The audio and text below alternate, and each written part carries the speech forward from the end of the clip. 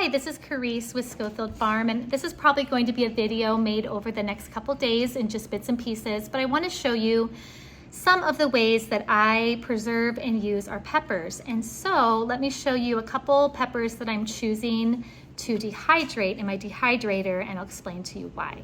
These are Scotch bonnet peppers. I cut the tops of them off, and I am drying these so I can grind them to make seasonings. And I like to make a Scotch bonnet salt. It's like my mom's favorite salt I gave her for Christmas a couple years ago. Nice finishing salt with coarse pink salt in it. And then under here I have cayenne. I can just leave these on the counter, but since I'm already running the dehydrator, it will go faster. I make cayenne pepper powder with that. And then over here I have Alma paprika. I'm going to slice these. They are more fleshy. They cannot dry on the counter, they'll mold. And I'm going to put these in the dehydrator. I will grind these eventually for a nice paprika powder. It's got a little bit of heat to it, so it's not completely mild, but it's got a great flavor, and that's why I grow these. The length of time for it to dry will matter on the thickness that you sliced your peppers at.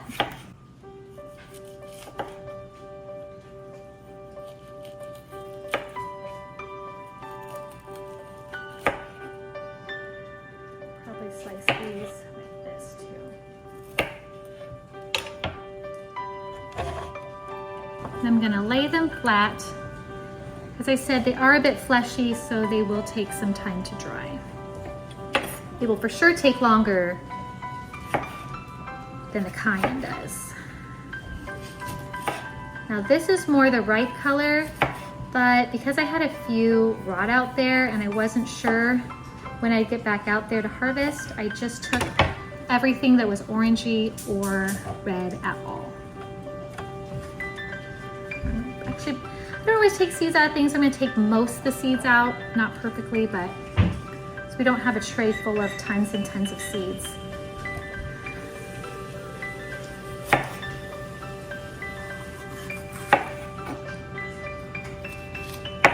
I'm doing basically every one a little bit different, but I thought maybe I'll try to avoid the seeds a little better.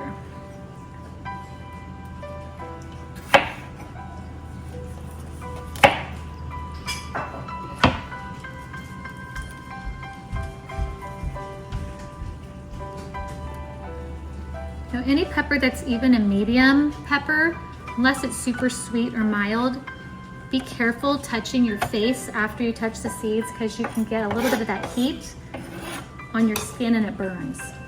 I could be wearing gloves. These aren't that hot, but I don't really wear gloves even dealing with jalapenos and serranos and Scotch bonnet, different things, but I have paid for it before.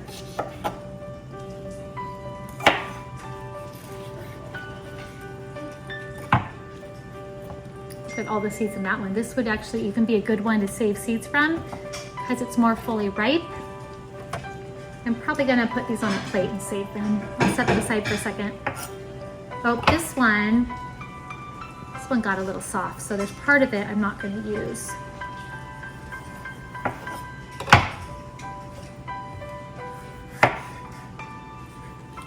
This one's full of seeds too, wow. That's a lot of seeds there.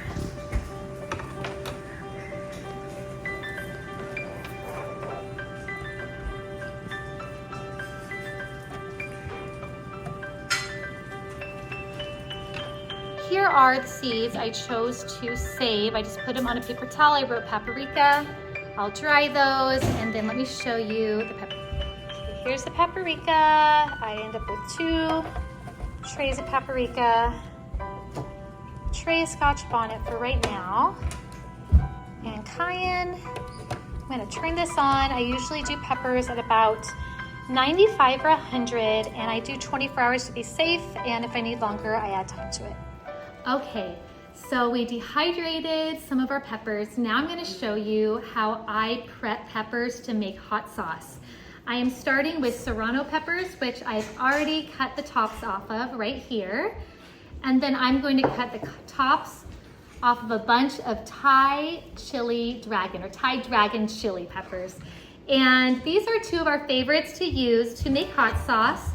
Often I will make the Thai Dragon hot sauce by itself, but I have combined it with Serrano and it is very nice together. So that's what I'm going to do. I'm cutting all the tops off of these and then I will weigh them because my ratio I use is using about a pound of peppers. Now, if I end up with less than a pound, that's okay. I'll just shift my ratio slightly so that we have the right amount of salt, right amount of vinegar, and everything will work out just great. So I am prepping this. It's a real simple thing. You also want to wash your peppers first because you never know what was out there in the garden on your peppers, because we are going to ferment our peppers before we actually add vinegar and blend them into a hot sauce. So you want it clean, you want it ready.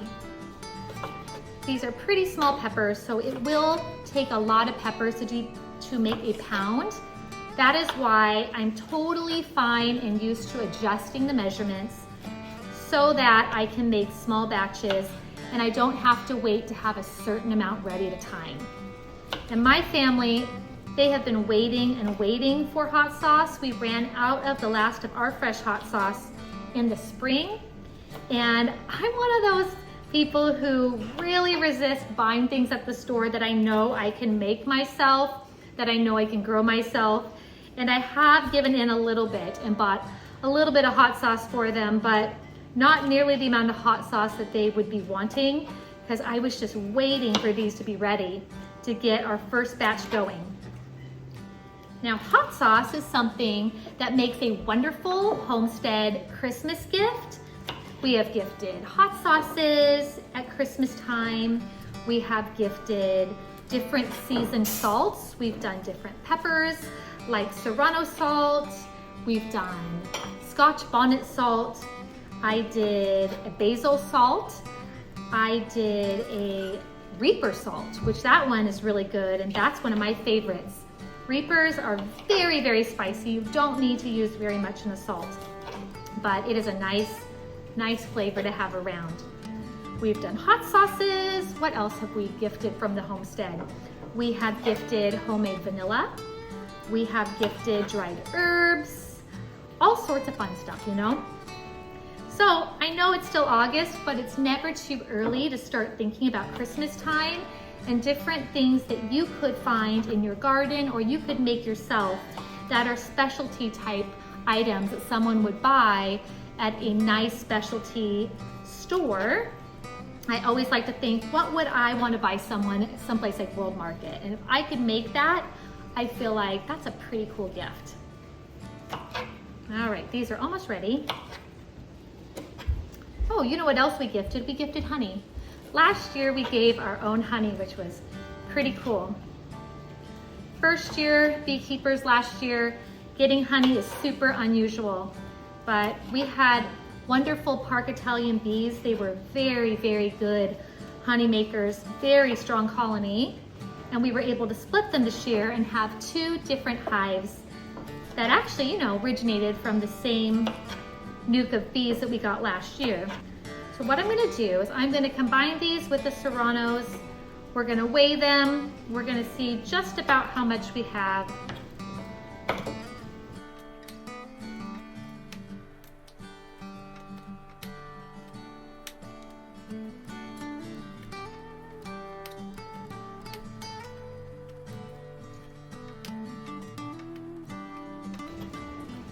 Okay. Where will these tops go? We're gonna set them aside to go into our compost. We do not waste any of this kind of stuff. It makes wonderful, rich soil as it breaks down. I'm actually gonna move these back over here. I'm gonna get out my food scale and set it to pounds and ounces. Okay. So I can tear the plate. You just push on the tear button. Put these on. I don't think that we actually have a pound, but we might have half a pound of peppers. I don't know, we'll see. And then we're gonna put the Serrano on.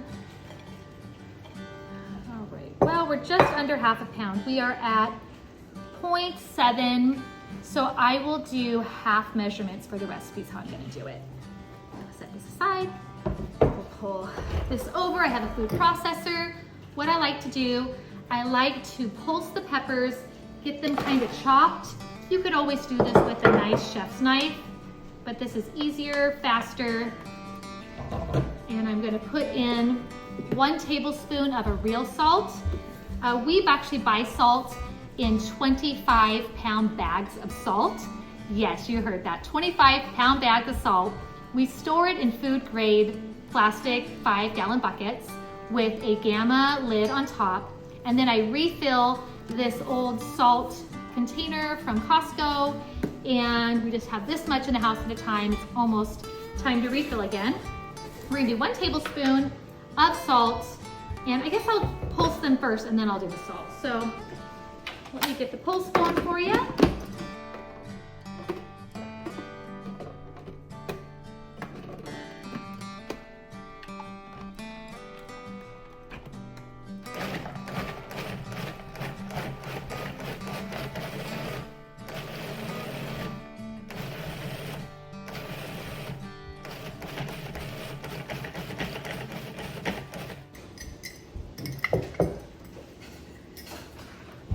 So I'm gonna get my scraper. This, if you were here, it has got like a hot aroma from it. Sometimes you gotta be careful. The hotter the peppers you do, you could actually sting your eyes and that burns. So I should have wore gloves, didn't wear gloves, so I will not touch my eyes till I thoroughly wash them, and even then I might not touch my eyes all day. I'm gonna be real careful. I'm gonna put this in here. Actually, I think I need a spoon. Can I have a spoon first? This is kind of a big scraper. It's got a great spoon-like paddle, but I'm gonna end up rather messy here. It's a little easier. Now I'm not too worried about the uniformity of the chopping because this is just for the first ferment. We are not going to obviously have the hot sauce like this. I'm gonna blend it before I actually make the hot sauce with vinegar. Now my favorite vinegar to use for hot sauce, I have 2 choices. Either I do apple cider vinegar, which is raw and will give it a little bit of a ferment, or I do white wine vinegar. I buy a really nice organic one. It is just wonderful, and it doesn't really alter the flavor of the peppers that much. It gives kind of a really true flavor to the peppers. I feel like apple cider vinegar, it kind of changes the flavor of the hot sauce a bit. I still really like it. I still make batches to have a fully fermented probiotic type hot sauce, but I also love the batches of white wine vinegar. I'm trying to get as much of this out as I can.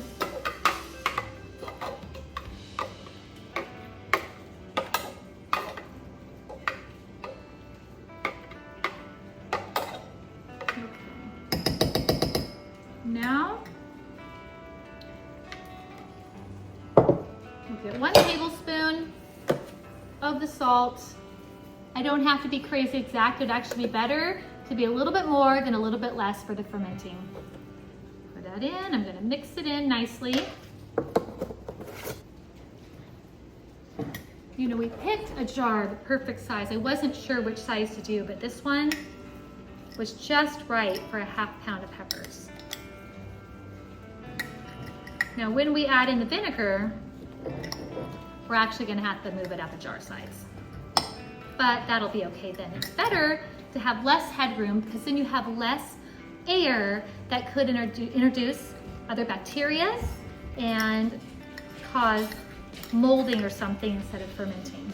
So you really don't want to have a ton of headspace. You want to pick jars that are appropriate sized for what you're fermenting. Okay, that's pretty good mixed in there. Push it all down off the sides. What I love about fermenting with clamp jars is this rubber gasket. It actually does the burping of fermenting for you. You don't have to open and close your jars. You don't have to babysit them. You can just put it up in the cupboard and it will do its thing. Now, the recipe I first started with said to only ferment these overnight. What I have found I prefer is I ferment these for about a week. Then I add my vinegar. Then I will put them back in the cupboard for a while, a week or two, and then I will actually blend them and put them in jars at that time. I honestly could add vinegar and blend right away. I might do that with my first batch just so we can enjoy it sooner, but I like it to ferment a little longer. It is great for flavor. It's great for health benefits, especially if you're gonna add the raw apple cider vinegar. It's really, really good. Just some of the examples of how I preserve peppers. I also freeze peppers in big gallon-sized bags to use all winter long. I will ferment whole peppers in like pickles or sometimes their own jar. As you saw, I dry them. I make powders. I just have dried peppers, and then I do hot sauces as well. So those are ways we can enjoy them for a lot longer than just the summer season. I hope that you learned something or you enjoyed what I shared. Would you hit the like button? And you can comment any questions or share with me what you do to preserve your peppers, as well as subscribe if you don't already subscribe to our channel. We love to share different things we do in our homestead, things that we grow, ways that we use what we grow. We share about our bees, we share about our chickens, we share about raising our 7 kids and what it is to live in a really hot climate in Northern California. All right, I am back to show you guys how I finished up my hot sauce.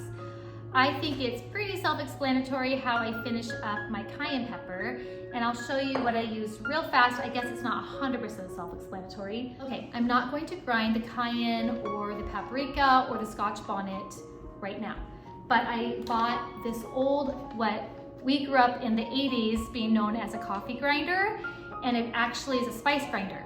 So I bought one of these, I don't even remember, it was Target or somewhere, some big box store.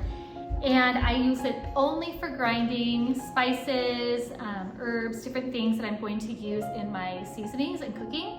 So right now it's dirty with celery leaves that I'm grinding, so I'm not gonna show you how to grind a cayenne, but I do it in here, I keep it in a spice jar. It is so good and so fresh, straight from the garden. But what I did want to show you is how I finish off my hot sauce. So here are my peppers that have been in the cupboard fermenting for, I think it's been 2.5 weeks. It's been a while. 2 weeks, 2.5 weeks. You could do it for just a couple of days. It doesn't have to be as long as I did it. I honestly just didn't get around to finishing it. So I'm going to use this. They were fermented with salt, and I do a salt brine. Sometimes I add water, sometimes I don't. And water actually is nice. I should have added more water this one because it kind of thins the hot sauce as you make it if you want a thinner type of hot sauce, but maybe next time. These were Thai Dragon and Serrano this time. It's a blend of the two. The other ingredient I'm going to use is white wine vinegar. This stuff is so great. I have done apple cider vinegar. Apple cider vinegar is great in that it is in its raw state, it is fermented, so it keeps your ferment kind of growing, aging. It doesn't neutralize anything that's happened, but it does alter the flavor. And if you don't want your peppers to taste like apple cider vinegar hot sauce, then this is the most neutral one I found that still is a little bit higher quality than just plain distilled vinegar. I have done it with distilled vinegar. I prefer the flavor of the white wine vinegar. So this is my favorite one to use. And I am going to show you, it's so simple. All you do, I'm gonna grab a spoon.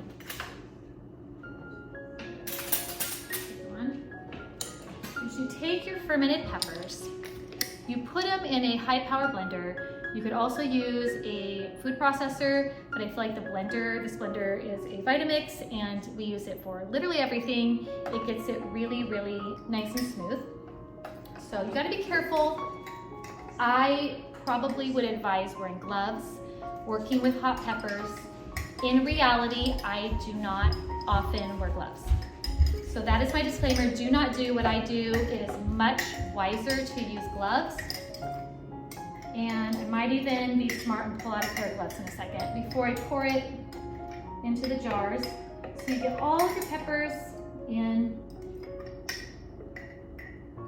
Plant jars are amazing because the rubber gasket burps your ferment for you. You don't have to be opening and closing it at all. You don't have to babysit it. I think I will take my own advice. I think I will put gloves on. I do wear contacts, and sometimes when my contacts are itchy, my eyes are itchy, I really pay for it if I touch my eyes after doing stuff with peppers, because even using soap and water, it seems to not quite get all of the pepper oils off of your hands. All right, then I'm going to pour some of this in. How much do I use? I honestly just do it by the consistency I would like to have. So I'm gonna just put some in. We'll see how we go. I might take the little top off and pour.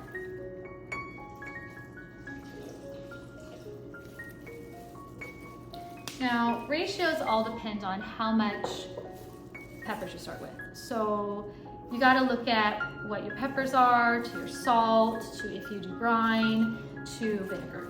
And some people like thick hot sauce, some people like a really thin hot sauce. Some people even strain their peppers afterwards. I don't. I like the peppers in there, but I'll add maybe a little more brine or a little bit more vinegar to make it thinner. Or sometimes I like it nice and thick and pasty.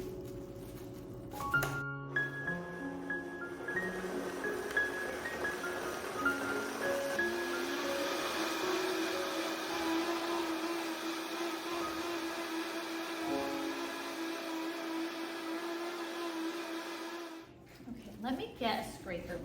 I have a scraper. I'm gonna scrape down the sides, see how thick it is. Be careful opening it. The fumes are powerful and can knock you out like pepper spray. So as I say that, I opened it a little too early and I'm kind of choking over here. It really can have a pepper spray effect. You don't want to open it too quick or you're gonna be choking. I'm gonna make your eyes burn. Okay, I think this is a little too thick for how I like it. I'd say this is like almost like a La Victoria thickness. If you grew up with La Victoria, my mom loved La Victoria, so I know what that's like. So I'm gonna pour a little bit more vinegar in to thin it out. Whew, that's very powerful. Just be careful. The fumes are really intense. Let's see how that goes.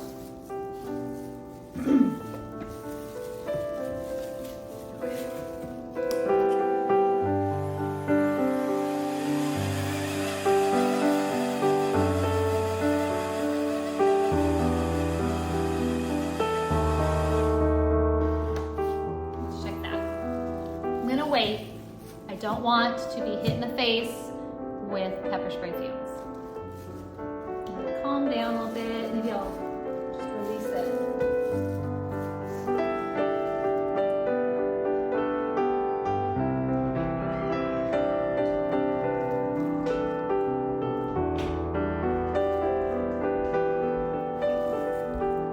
Yeah, just do be careful with breathing it in, especially if something even hotter than this, like a Reaper. You could really do some damage to your breathing and your eyes and stuff if you let it come up and hit you too fast. A little bit more to what I am hoping for.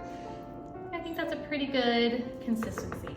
All right, so next what I'm going to do is I have both saved and purchased these kind of glass jars. I'm forgetting what you technically call them.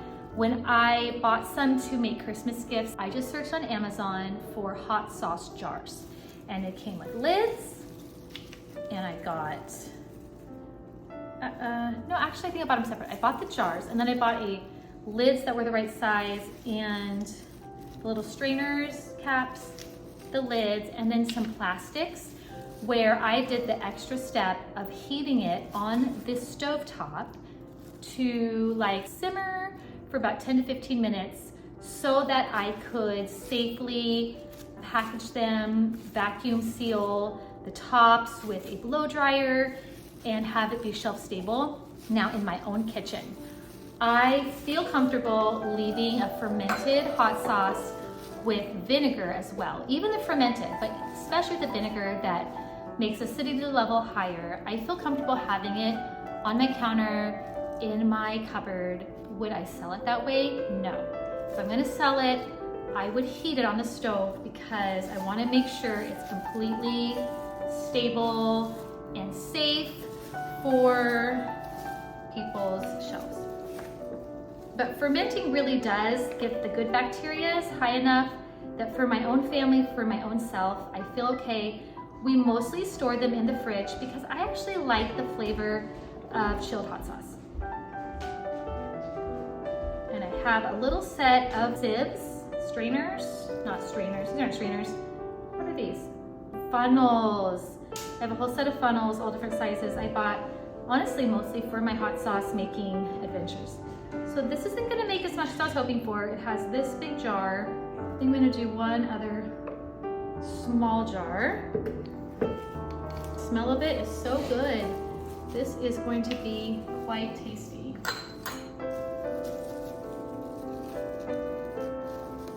Now, if I was giving this as a gift, I would do a label and all that stuff. I probably should label it for myself, but I'm not gonna label this one. I'm gonna tell my family it's the Serrano Thai Dragon, and we are gonna be making more, so we'll label more later. I think I have enough for one more small jar, like a little one. I do save jars from hot sauces that we use and wash them really well.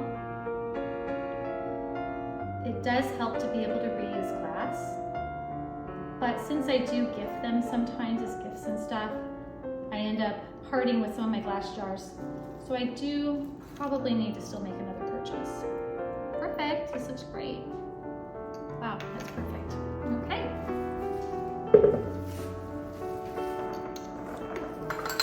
There we go. Putting the little cap on. As I said, you don't have to do those little strainer caps if you are going to do a thicker one, but if it's thin, it may come out really fast and surprise you by how much you put on your meal. You guys, it's really that simple. It is so fun to make hot sauce. I love preserving my peppers. This is one of my favorite ways to do it. And I hope watching me do it would give you a little bit of confidence to try. You can even buy peppers at farmer's market and you can try it yourself. It's fun if you grew them, but it's totally worth it just to do it yourself, even if you're not the one who grew them.